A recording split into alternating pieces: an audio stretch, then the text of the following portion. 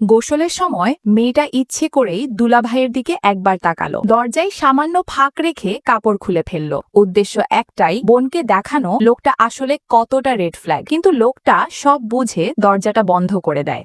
এতে বোন নিশ্চিন্ত হয়, পরীক্ষায় সে পাশ করেছে। কিন্তু মেয়েটা বাইরে এসে বলে, এত তাড়াতাড়ি খুশি হয়েও না, মন চুরি করা মানুষ একদিন ধরা পড়েই। সেই রাতেই বোন দেখে তার বয়ফ্রেন্ড পাশে নেই। ছোট বোনের কথা ভেবে সে খুঁজতে বের হয়। বাথরুমের কাছে এমন কথা শোনে যা বিশ্বাস করা কঠিন। লোকটা বলে এই সম্পর্কটা সে রেখেছে শুধু মেয়েটা টাকা আয় করে তার খরচ চালায় বলে, নইলে এমন শরীরের মেয়েকে কে চাইবে। এই টাকাতেই সে বাইরে ফুর্তি করে। সবচেয়ে নোংরা কথা, এখন সে ছোট বোনের দিকেও হাত বাড়াচ্ছে। বোন রেগে গিয়ে মুখোমুখি হয়। ধরা পড়ে যাওয়ায় লোকটা আর ভান করে না। বোন তাকে মারতে গেলে ঠিক তখনই ছোট বোন আসে। লোকটা বোনকে ঠেলে সরিয়ে দিয়ে ছোট বোনকে বলে, আসলে আমি তোমাকেই পছন্দ করি, তুমি কি আমার গার্লফ্রেন্ড হবে? ছোট বোন কিছুক্ষণ চুপ থেকে রাজি হয়ে যায়, এমনকি বলে আজ রাতেই সে তার সাথে থাকতে চায়। বোন বাধা দেয়। লোকটা ঠাট্টা করে বলে, নিজেকে চিনো, তোমার মতো শরীর কে পছন্দ করে? আমি তো বন্ধুদের সাথে বেট করেছিলাম 1 বছর ব্রেকআপ করব না। এই কথায় বোন পুরো ভেঙে পড়ে। সে শান্ত গলায় বলে, তুমি যদি আমার বোনের সাথেই থাকতে চাও